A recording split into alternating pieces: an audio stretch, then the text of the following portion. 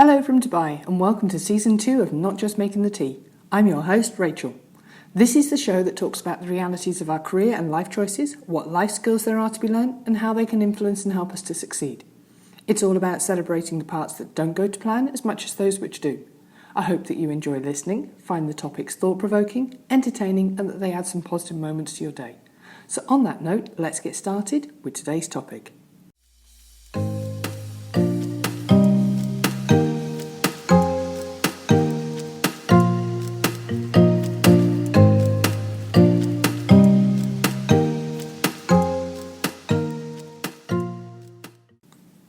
"17 easy habits that will change your life." Who doesn't love a good makeover movie? Princess Diaries, Roy the Ironic. She's All That, Freddie Prinze Junior was my generation's first love. Clueless, Brittany Murphy just looked great. But life isn't a late 19s rom-com, and it takes more than a pair of contacts and a hair straightener to transform your life. Luckily, we're now out of high school and we've got bigger issues than getting the captain of the football team to ask us to prom. He always turned out to be a douchebag anyway. Instead, we're focused on how to be our best selves and be happier. That means getting healthier, being kinder to ourselves, and getting stuff done, because we deserve to have it all. No, a new wardrobe and a popular BFF won't change your life, but these 17 insanely easy good habits just might. Number 1, make your bed. At the risk of sounding like your mum, please just make your bed. Not only will it feel good to get into a made bed at night, but it's important for the success of your day. Making your bed first thing every morning means one small win before breakfast, which subconsciously will motivate you to achieve thousands of small wins throughout the day. And you know what they say about small wins? They lead up to one really big one. Plus, Gretchen Rubin found in her research that it's the easiest and most common daily habit you can do to boost your happiness. Number 2, organise to-do lists based on life goals. Making a to-do list is no revolutionary hack. But how are you at setting priorities when you review what has to be done every day? Before making your next to-do list, ask yourself where you want to be in 5 to 10 years. Everything on your to-do list should be taking a step towards achieving these goals. For example, strategizing business growth, spending 30 minutes taking an online class, or workout if your goal is to be more active. In other words, to-do lists, or even of the simplest tasks, could have a long-term perspective. Making your to-do list with goals in mind will show you where you should be spending more time and where you can be spending less time. Of course, you'll always have to do the mundane house chores or the tedious tasks, but figure out where you can outsource these items. Remember to prioritise what will get you closer to your goals first, so that you can make sure to get them done. And yes, that does include that workout or the brainstorming meeting you've been putting off. Number 3, eat more leafy greens. Getting healthier isn't always about a dramatic transformation. In fact, it's typically a series of small habits and minor additions to your diet that snowball into a healthier lifestyle that's just all round better for you.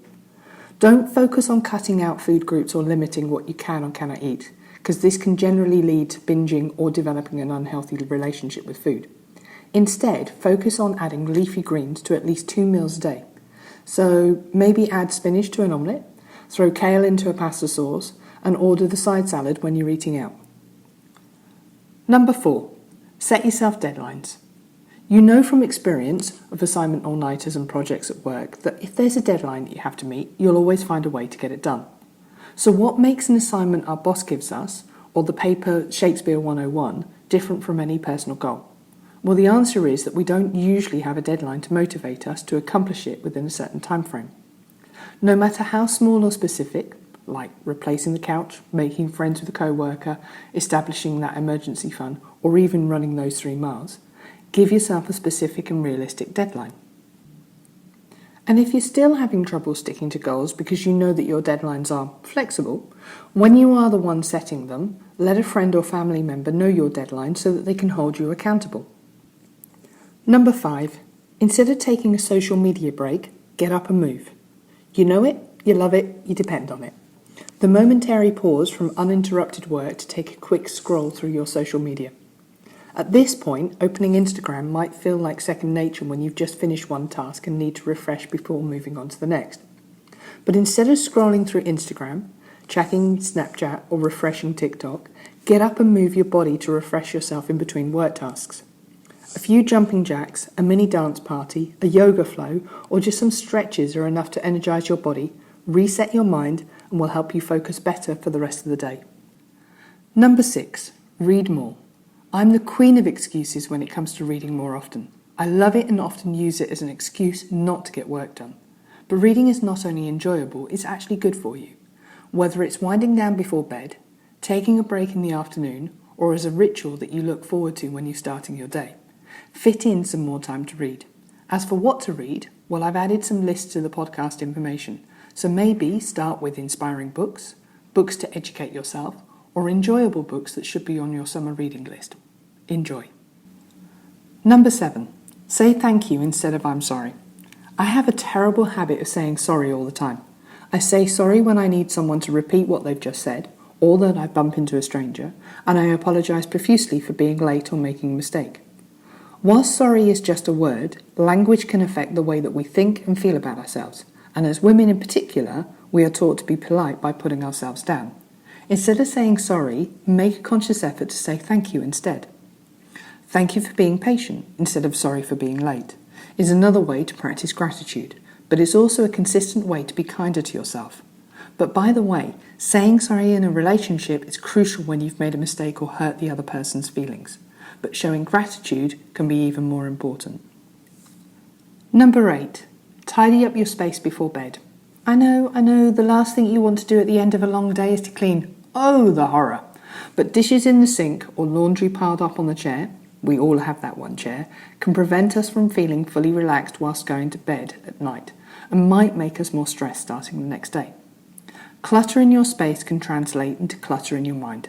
So dedicate 5 extra minutes before bedtime to run the dishwasher, wipe off the kitchen counters, declutter any papers or laundry that's piled up in one of the bedrooms. A less cluttered bedroom can help you sleep better at night, while a clean kitchen can make you happier the next morning. Number 9. Sit up straight. Bad news for all those other slouchers, and yep, I include myself in this one. Your posture might be affecting your physical and mental health. Practice better posture for overall health by straightening your back and relaxing your shoulders. And stop looking down at your phone while you're at it. Did you sit up taller just now? Good. Start consistently working on improving posture throughout your workday. If you want to go the extra step, you can also try setting reminders through phone alerts or sticky notes around your apartment. Or you can set a note as your phone wallpaper to remind you to correct your posture whenever you check the time or read that text message. Number 10. Take the stairs or walk the extra steps. Taking the stairs instead of the escalator or parking that little bit further away from the grocery store will all add up. If your schedule is so packed that fitting in a workout is causing you more stress, it might be hurting your health instead of improving it.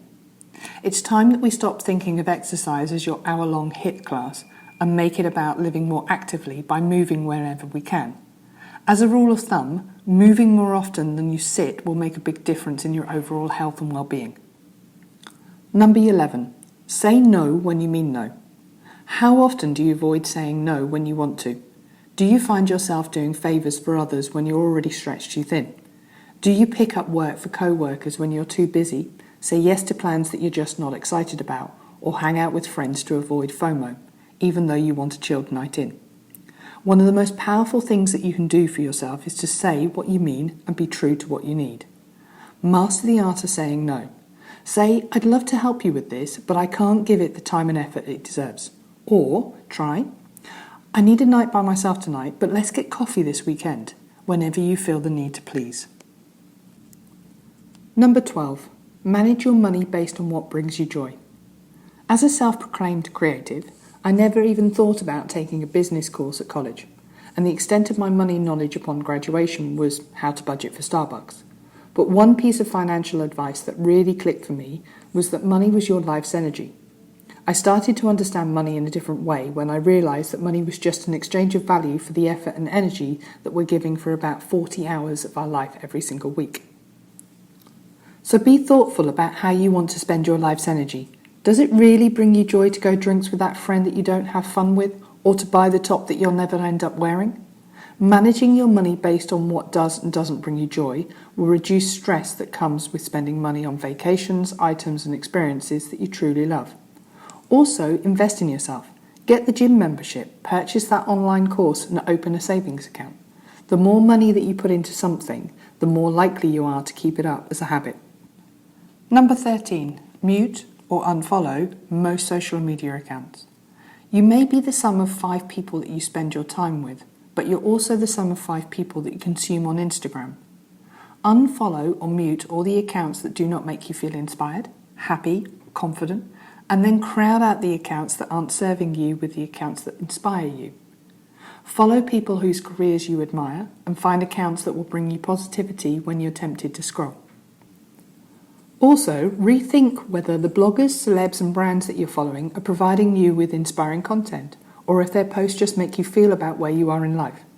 Likewise, it's time to mute or unfollow that frenemy that you had in high school, or your friend's ex-boyfriend's cousin that you met a few times. Instead of watching other people's lives, go live your own. Number 14, get more sleep. Easier said than done, right? But don't worry, even though it might feel like getting more sleep is impossible, it's a habit just like anything else. Now is the time to detox your sleep pattern. Try some new products or stop looking at your damn phone, and to fit in a little more quality beauty sleep. Try getting to bed just 5 minutes earlier than the night before until you wake up feeling refreshed and energized instead of zombie-like. Also, let's all stop hitting the snooze button, okay? It's only confusing for your body. And if you're going to sleep early enough, switch off the Netflix, you should be waking up naturally and easily. Number 15, donate to a new organisation or charity every month. It may sound counterintuitive to spend money more often if you're like me and your bank account is a constant source of stress. However, feeling a lack of something, whether it's time, love or money, is all mental, no matter what. It's a cliche, glass half empty situation. Realising that you have enough water, or money, to give some away will show you that the glass is half full instead. But more important than even our own finances is what we can do to help others. Compassion, support and empathy should be all part of our routine, just like brushing our teeth or doing a load of laundry. Take the time to educate yourself on organisations and charities that need your help, and then donate what you can regularly. For your information, even the price of one latte can make a difference. Number 16. Set your alarm a few minutes earlier than you need to. If your mornings feel like a race against the clock or an episode of The Chase, consider waking up extra early to have a slow, calm start to your day. You might have limited control over your mornings, like an early work start or a child to take care of, so waking up 10 to 15 minutes earlier than you need to will help you feel more in control and calmer throughout the entire day. Whether you spend your time meditating, indulging in a luxurious skincare routine, or just brewing a cup of coffee for a moment of silence, you will not miss the 10 minutes of extra sleep. And finally, number 17, limit your decision making. We make lots of decisions every single day, even just within the first few minutes of waking up. Whether or not to hit snooze, what to wear, which is approximately 100 different decisions in its own, when to turn on the coffee pot, to be or not to be, that really is a question, especially when you didn't get enough sleep last night. The little decisions add up to be overwhelming. Decision fatigue is a real thing, and it's why we often opt for the pizza delivery instead of cooking at the end of the day, or forego that workout altogether if we have to think about which time slot works best for us. To keep up with healthy habits, limit decision making as much as possible and reduce decision fatigue. Meal prep all your lunches, sign up for the workout classes in advance, or even put that workout into your calendar so that you just can't skip it. And try to go to outfit formulas so that you don't have to think about what to wear. The purpose of forming habits is so that you don't have to think about whether or not to wake up earlier, go to bed sooner, or do the dishes after dinner. You do it because there's no option not to. So that's our podcast for today. I hope you found it interesting and helpful. Thank you for taking the time to listen. If you've enjoyed this episode, then please do subscribe and get new episodes sent to you weekly. You can do this for free via your podcast provider. I appreciate everyone who takes the time to listen, so subscribe, like, tell your friends and send me any comments. Please do rate this podcast as it helps to showcase this to others. Also, check out the Instagram page, Not Just Making the Tea, for more information on these topics. For activities and resources, check out the Learning Hub on educationyala.teachable.com. A direct link is in the podcast information. Thank you once again, keep safe and chat soon. Have a great day.